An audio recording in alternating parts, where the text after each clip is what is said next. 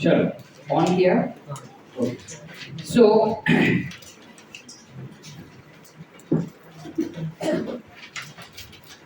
जब हम heterotrophic bacteria का बात करें, what exactly are these heterotrophs? We know that heterotrophic organisms, that is heterotrophic prokaryotes, will be those which are responsible to take their food products from someone else. उनका nutrition वो दूसरे के पास से लेते हैं, राइट? अब जब वो न्यूट्रिएंट्स दूसरे के पास से ले रहे हैं, ये ऑर्गेनिजम्स दो टाइप के हो सकते हैं. या तो they could be beneficial for us, that is useful for us, or they can be harmful for us. So when we talk about harmful bacteria over here, harmful bacteria will include multiple disease causing bacteria, right? So example for all those disease causing bacteria can be something called as Salmonella typhi that causes typhoid. Since it's a binomial nomenclature, I'll have to underline this. Okay? You can have something called as Klebsiella pneumoniae, which will cause what, beta? Pneumonia. Okay, you have something called as Mycobacterium tuberculosis, which will cause what? Tuberculosis. Etc. क्या हमें ये सारे नाम याद रखने पड़ेंगे sir? You wouldn't have, but then 12th में ये सारे नाम थे. तब कर लेंगे सर, तब अकल बड़ी हो जाएंगी एक साथ. चलो. अब उस वहीं पे जब हम हार्मफुल बैक्टीरिया के बाद यूजफुल बैक्टीरिया का बात करें, बैक्टीरिया जो यूजफुल है वो दो टाइप के हो सकते हैं. Either they are useful for food products, like for example some are involved in fermentation. So bacteria that are involved in fermentation can be included as lactobacilli. Yes or no, beta? Yes. Different lactobacilli species can be included for curd making and etc. You can also have them involved in antibiotic production. They can be used in antibiotic production also. Right? You have actinomycetes. Actinomycetes is basically a group of bacteria which are responsible for production of majority of the antibiotics. सारे antibiotics ये बनाता है ऐसा नहीं है, but इस group के जितने भी बैक्टीरिया हैं वो सारे antibiotics बनाते हैं. समझे क्या बोला? All antibiotics are produced by only them. ऐसा नहीं बोल रहे. All those belong to actinomycetes are antibiotic producers. Are we clear? That's with regarding heterotrophic bacteria that we need to know. ये सारे जो qualities हमने पढ़े, whether it is cyanobacteria, autotroph or heterotroph का जो बात करा बेटा, ये सारे were the examples of eubacteria. They were examples of eubacteria. In monolins, you also have archaebacteria which are included. So जब हम archaebacteria का बात करें बेटा, थोड़ी देर पहले ही मैंने बताया archaebacteria is what? Archaeological bacteria, right? यानी ऐसे बैक्टीरिया जो बहुत ही पुराने जमाने के हैं. ठीक है? अब ये जो आर्कियोलॉजिकल बैक्टीरिया है, that is archaebacteria होते हैं, they are classified to be as extremophile. What do we understand by the term extremophile, sir? Extremophile is where they can survive in extreme climatic conditions. यानी बहुत high temperature, बहुत high salinity, बहुत low temperature, बहुत high acidity, बहुत high अल्किनिटी, ऐसे conditions में ये बहुत अच्छे से रह लेता है. ठीक है? जैसे for example, have you heard about Dead Sea? Yes. Why do we call it as Dead Sea? It has a high salinity. So waves होते हैं वहाँ पे. Oxygen content is very low, and that's why they've died. Is that the reason? तो anaerobic bacteria तो वहाँ पे grow होने चाहिए. तो Do they survive? But then they can survive. High salinity area में कोई ऑर्गेनिजम्स नहीं सर्वाइव करता, ना यूबैक्टीरिया ना higher eukaryotic organism, but they can easily survive. ठीक है, what helps them in surviving in such extreme climatic condition? So their cell wall helps in their survival. आप clear बेटा? यस और no? इसके अलावा इनका जो सेल मेम्ब्रेन होता है, अच्छा बैच 2 का सेल मेम्ब्रेन हो चुका है ना बेटा अपना? So you all remember that cell membrane is composed of lipids. Yes. Now lipids are of two types. Either they can be straight lipids or branched lipids. Membranes में हमेशा जो हम पढ़े हैं ना, वो linear form of lipids ही पढ़े. इनके पास membrane have branched lipids. तो ये दो मेजर रीजंस है जिस वजह से they can survive in extreme climatic conditions also. However ये वाला रीजन अपने को एनसीईआरटी में दिया नहीं है, ये एक्स्ट्रा इंफॉर्मेशन है. अगर बाय चांस टेस्ट में या फिर नीट में आया तो तुमको पता होना चाहिए कि ये भी एक रीजन है. चले आगे बेटा, गोइंग अहेड. आज के बैक्टीरिया के एग्जांपल्स क्या हो जाएंगे फिर? तो as I said you can have organisms that can survive at high salinity also. Dead Sea, right? So example of Dead Sea becomes halophiles. You have something called as halophiles. Halo meaning salt, phile meaning element. So they are basically salt tolerant. ठीक है, they are salt tolerant. आप clear बेटा? Yes or no? Yes. Any doubts? Then you can have methanogens. You know what are methanogens? नाम से पता चल सकता है क्या होंगे ये? Correct. They grow in or they survive in marshy areas. Also, they are found to be growing in the gut of ruminant animals. ठीक है बेटा, ruminant animals के गट में भी वो पाए जाते हैं. And of course, they tend to produce methane gas. अब क्वेश्चन इज मार्शी एरिया में मीथेन गैस प्रोड्यूस किया, समझा. गट में इनका क्या रोल है? तो immediate answer comes up, sir methane gas produce करना. गलत. They do not produce methane in the gut. Gut में they digest cellulose and they produce methane from dung. जो कैटल डंग्स होते हैं बेटा, उन कैटल डंग्स में से वो मीथेन गैस प्रोड्यूस करेंगे, गट में नहीं करते. गट मतलब क्या? इंटेस्टाइन. तो जो काव, बफेलो, बुलक, ऑक्स वगैरह होते हैं, उनके इंटेस्टाइन में हमको ये मिथानोजेंस मिलते हैं. और ये मिथानोजेंस जो उनके इंटेस्टाइन में मिलते हैं, वो आइडियली इंटेस्टाइन में सेल्यूलोज को डाइजेस्ट करते हैं. सेल्यूलोज को डाइजेस्ट करने के बाद जब वो बाहर निकल जाते हैं ना, तो along with dung they tend to come outside.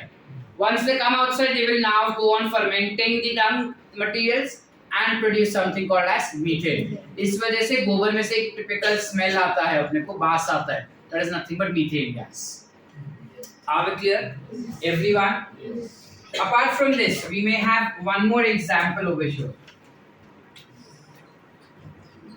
which is thermoacidophiles. Thermo मतलब heat, acido मतलब acid, fine, loving. So thermoacidophiles ऐसे बैक्टीरियाज हैं जो हाई टेम्परेचर और हाई एसिडिटी पे बेस्ट काम कर पाते हैं. ठीक है, so where are they found? They are generally found in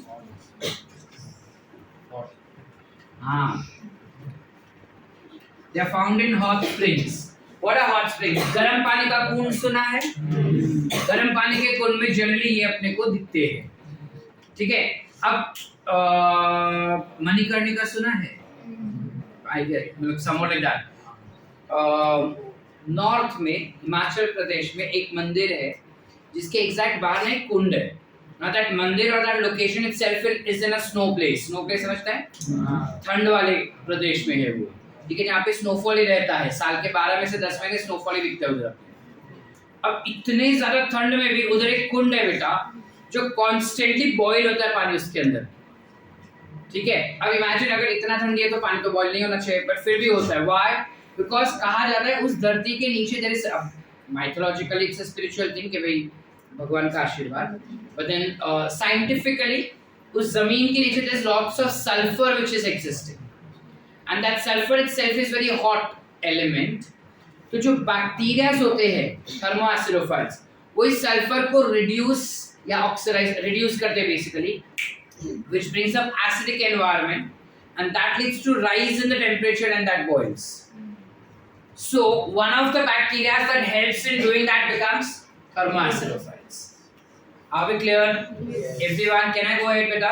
Yes. पक्की बात. Once more or understood? Understood. चलो. So ये तीन जो है, तीनों में एक कॉमनैलिटी ये हो जाएगा कि तीनों का जो सेल वॉल है वो सेम तरीके से ओरिएंटेड रहेगा, प्लस उनके membranes will be branched. Also, all are anaerobic in nature. Remember that. All of them will be anaerobic bacteria. Are we clear? Yes. Any doubts? Pakki baat. So that was what Kingdom Monera ka informations are given in our NCERT. I hope entire Kingdom Monera is clear with us. Yes. Everyone? Yes. Everyone? Yes. Any doubts? No. Bolo beta. Tardigrades. क्या? Third degree. Tardigrades. I have no idea about that. I'll have to study. क्या होते हैं वो? Smallest. I'll have to study. Are we clear? ठीक है?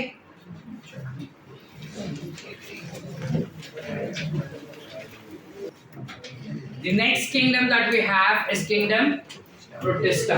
देखिए कितना लिखा है? 11:30 होगा ना.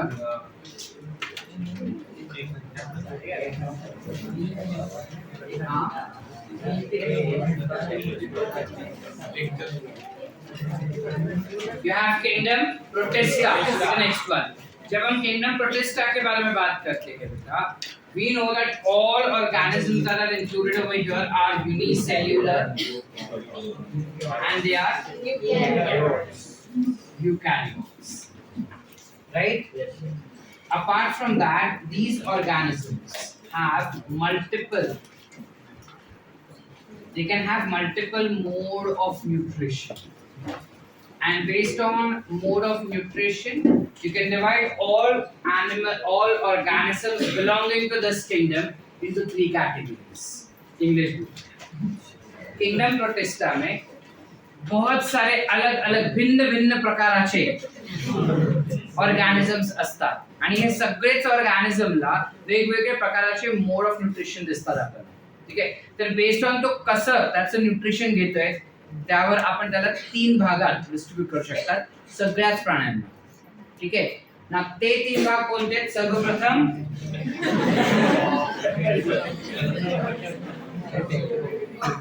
you can have autotrophic protists, right? Decomposers. You can have decomposers, and you can have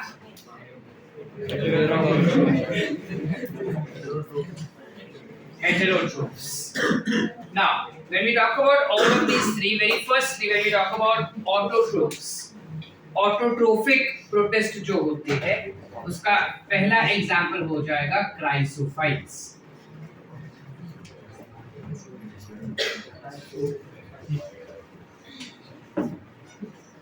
Second is eulinoids, and third are dinoflagellates. Let's do them. When we talk about decomposers, you have slime molds as example for it. And And when we talk about heterotrophs, तू बोला चुप रहना, मुझे पता तुझे सब आता है, बस वापस आ रही है।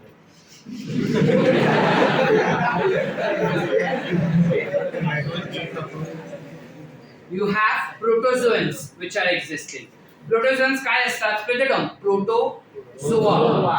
प्रोटो मतलब प्रिमिटिव, मतलब सबसे पहला जो बना ना, जो पूरी तरह से नहीं बना, आधा अधूरा। जोआ means animals.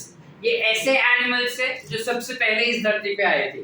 So they are not actually animal, but assume किया जा रहा है कि यही आगे इवॉल्व होके एनिमल्स डेवलप किए होंगे। ठीक है? तो प्रोटोजोआस will all of them be parasitic in nature. And when we talk about protozoa, there are different kinds of protozoa that are existing. So you might have ciliated protozoa. Ciliated protozoa में you have an example of paramecium. नाम तो सुने होंगे बेटा? Paramecium are generally found in fresh water.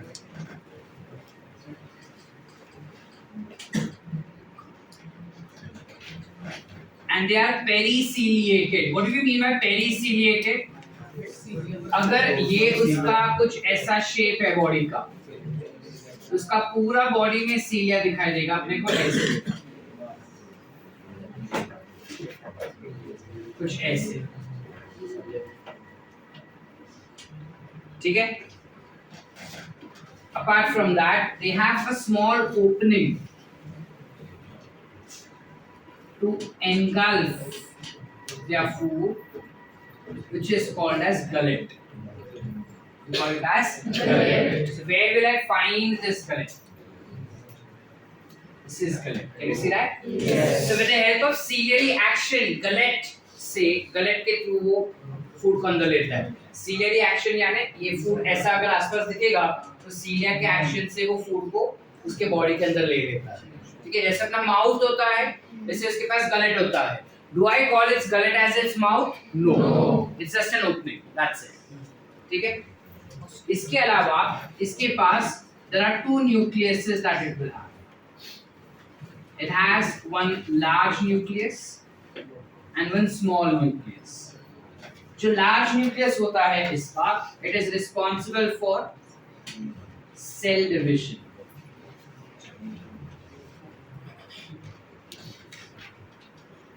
It is responsible for cell division. और जो smaller nucleus होता है इसका, it is responsible to control metabolic activity, which is nothing but metabolism. Are we clear, beta? Yes. So you have a smaller nucleus and you have a larger nucleus. Are we clear? Yes. Yes or no? Yes. Clear है यहाँ तक? हाँ. कोई doubts? चले आगे. दूसरा जो type अपने पास रहेगा, हेटेरोट्रोफ का ही बात कर रहे हैं हम।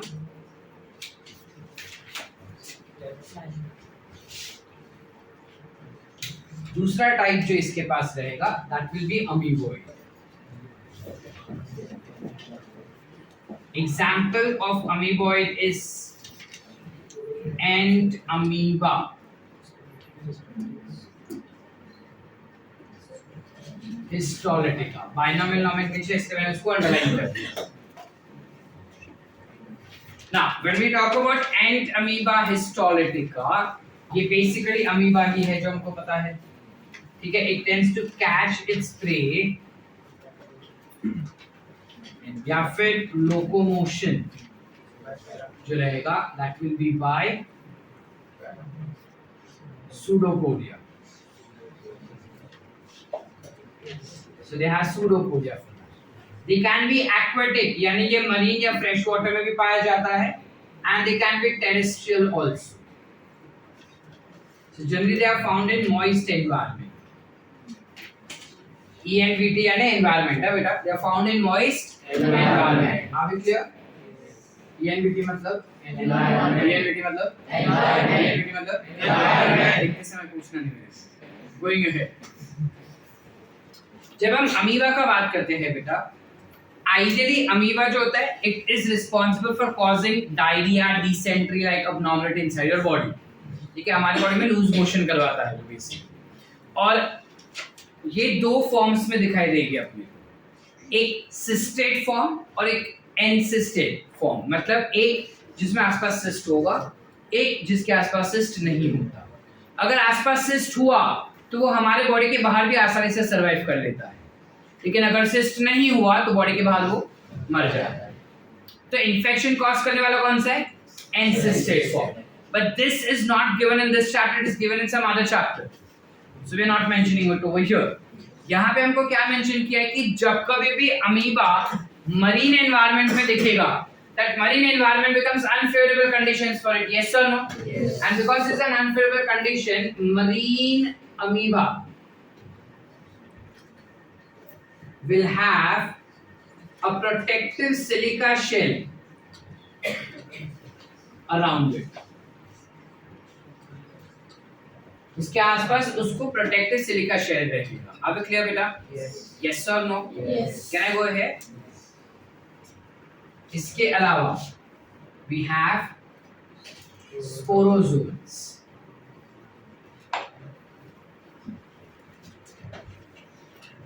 स्पोरोजोन्स क्या होते हैं? स्पोरोजोन्स बेसिकली ऐसे ऑर्गेनिजम्स, ऐसे प्रोटिस्ट है जिसका पूरा जिंदगी स्पोर फॉर्म में ही गुजर जाता है। ये स्पोर फॉर्म क्या होता है सर? जब कभी भी क्लाइमेटिक कंडीशंस अनफेवरेबल होता है तब सेल्स जो रहेंगे उसके आसपास एक प्रोटेक्टिव कवरिंग बनाते हैं, जिसे हम कहते हैं सिस्ट। ये सिस्ट जैसा कुछ होता है। तो जब हम स्पोरोजोन्स का बात करेंगे, their entire life is in the spore form. Like for example you have plasmodium species. Plasmodium के अलग अलग species, Plasmodium vivax, Plasmodium falciparum etcetera. ये कौन है? These are malarial parasites.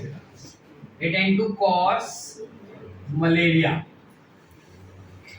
via a vector. They cause malaria via a vector, that is female Anopheles mosquito. अब सुन, spore form में मतलब क्या होता है? सपोज मेरे को मलेरिया हो, ठीक है, तो मेरे बॉडी में मलेरिया के गैमेट्स रहेंगे, मतलब प्लाज्मोडियम के गैमेट्स रहेंगे।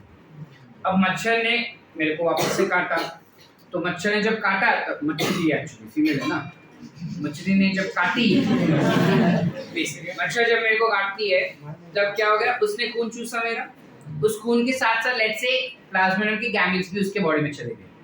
उसके बॉडी में ये प्लाज्मोडियम के गैमेट्स वो फ्यूज हो जाते हैं और जाइगोट बनना चाहिए।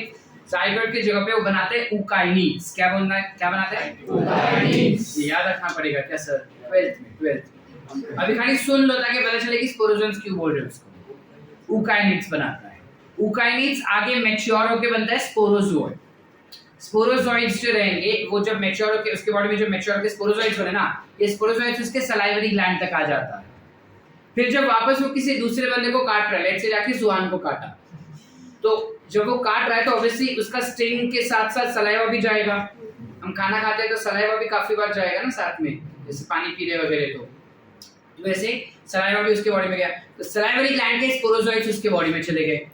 अब ये स्पोरोजोइड्स आरबीसी में जाएंगे, उसके आरबीसी में ये स्पोरोजोइड्स मैच्योर होके बनेंगे मीरोजोइड्स।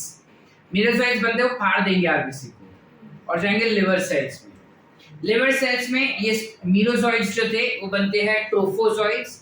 ट्रोफोजोइड्स के बाद वो बनेंगे स्किजॉन। स्किजॉन इज अ डेंजरस स्टेज, मतलब तुमको बहुत ज्यादा मलेरिया हो गया। ये सारे जो नाम बोले ना वो सब स्पोर्स ही है जो मैच्योर बन रहे हैं। अब ये स्किजॉन्स आगे डिवाइड होकर गैमेट्स बनाते हैं, समझे? तो ये सब स्पोर्स हुए ना, इस वजह से उसको बोला है हमने स्पोरोजोइड्स। अब क्लियर? चलिए आगे। Next form that we can have is flagellated protozoans.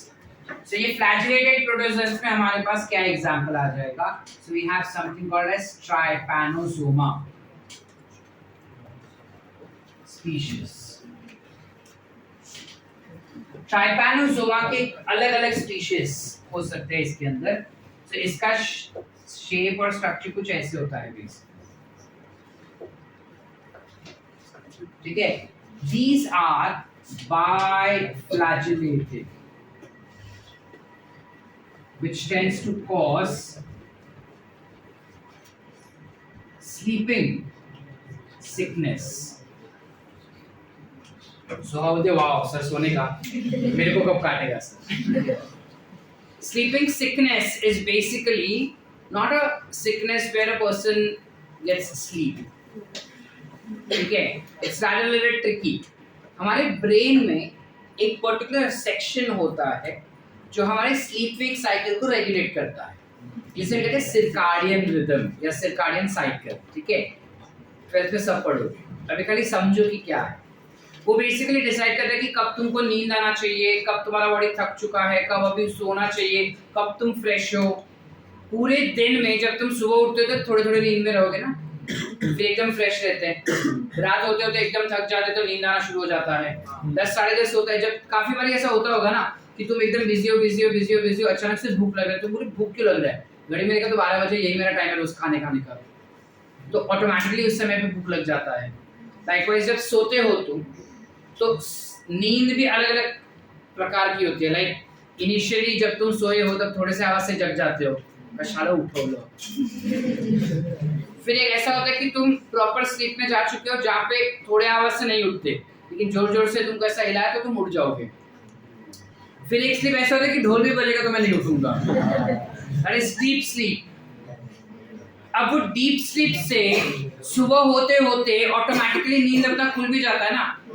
चलो तो 7 बजे नींद खुलता है, बेटा तुम 12 बजे तो उठोगे, 7 नहीं 8 नहीं 10 नहीं 12 बजे तो खुलेंगे। तो वो नींद तुम्हारा धीरे धीरे कम होते जाता है ना। So who decides that? Brain में एक सेक्शन है वो, ये जो पर्टिकुलर पैरासाइट है वो हमारे ब्रेन में जाके इस साइकिल को डिस्टर्ब कर देता है, जिस वजह से इंसान हमेशा थकेला ही रहेगा, नींद में ही रहेगा, बट सोने जाएगा तो नींद नहीं आएगा। अरे कुछ ऐसा विचित्र चीज हो जाता है उसके। अभी चाहिए कि ये काटे हमको, कौन स्प्रे करता है इसको? बस शुभ एकदम तुझे लास्ट वन है ना, तीसरी बार देख रहा हूं मैं तेरे को ये चीज। How does this get spread? ये स्प्रेड कैसे होता है? So this tends to spread via a particular vector which is CC fly. CC fly नाम का एक इंसेक्ट होता है बेटा जो हमको काटता है, ठीक है। फ्लाई बोला है लेकिन वो फ्लाई तो करता ही है लेकिन साथ में काटता भी है। So that is responsible for causing or spreading the infection. जैसे यहाँ पे फीमेल एनाफिलिस मस्कुलो, वैसे यहाँ पे CC fly.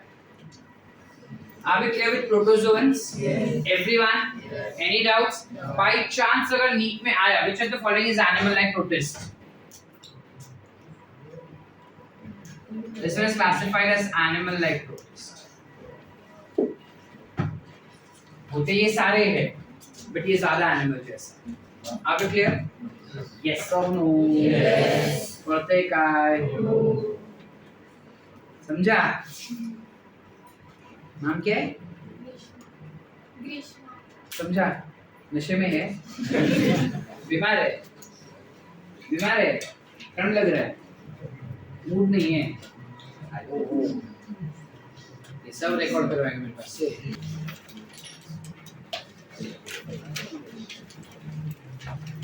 When we talk about slime moles, ये क्या होते हैं बेटा?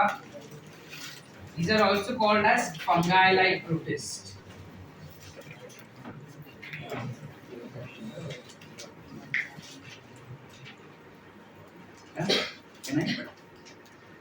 When we talk about fungi-like protists, ये क्या करते हैं बेटा? Why are they classified as fungi-like protists? ये हम देखते हैं, but उसके पहले these are all unicellular, of course. They are unicellular organism which tends to form filamentous structure. And it may extend up to meters. up to several meters. काफी लंबा ये extend होता है. तो बेसिकली कैसे होगा sir? If I have to explain, अगर पानी का ड्रॉप मैंने गिराया नीचे तो पानी कैसे रेंगते हुए दूर तक जाता है, बस कुछ ऐसे ही रेंगते हुए दूर तक जाता है. और generally it tends to grow in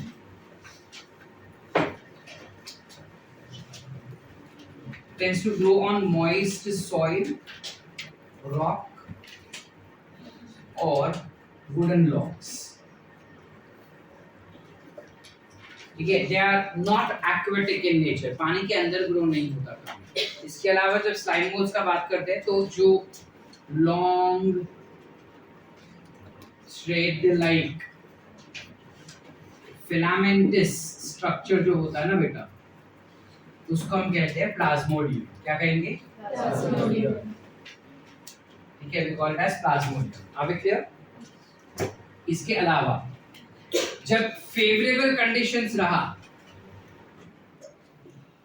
only when the conditions are favorable it will provide us with this particular situation, that means it will provide us with plasmodium. But when the conditions are unfavorable, जब conditions unfavorable हो जाती है, this plasmodium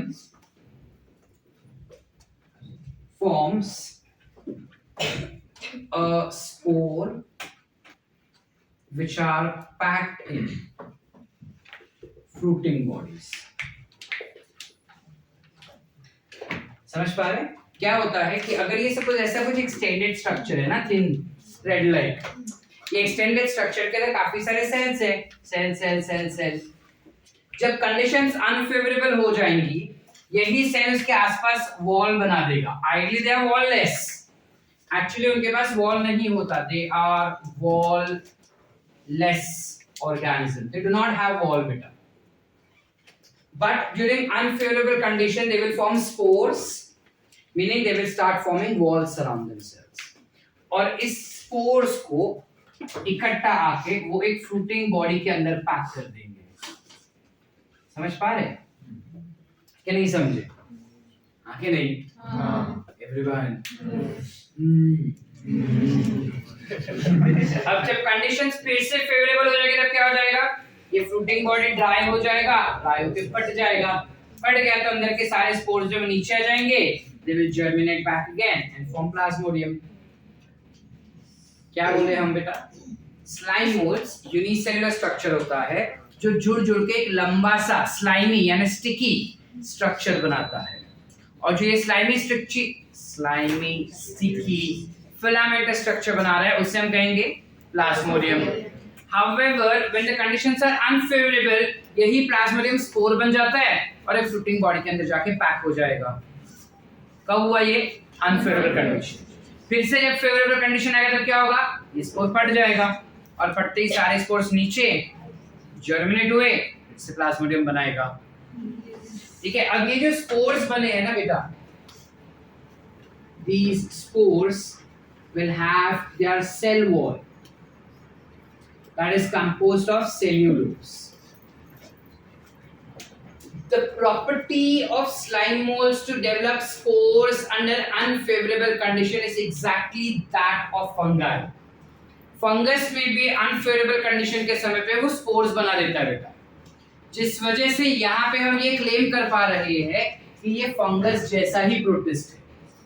इस property की वजह से हम कहते हैं कि वो फंगस के जैसा ही प्रोटिस्ट है.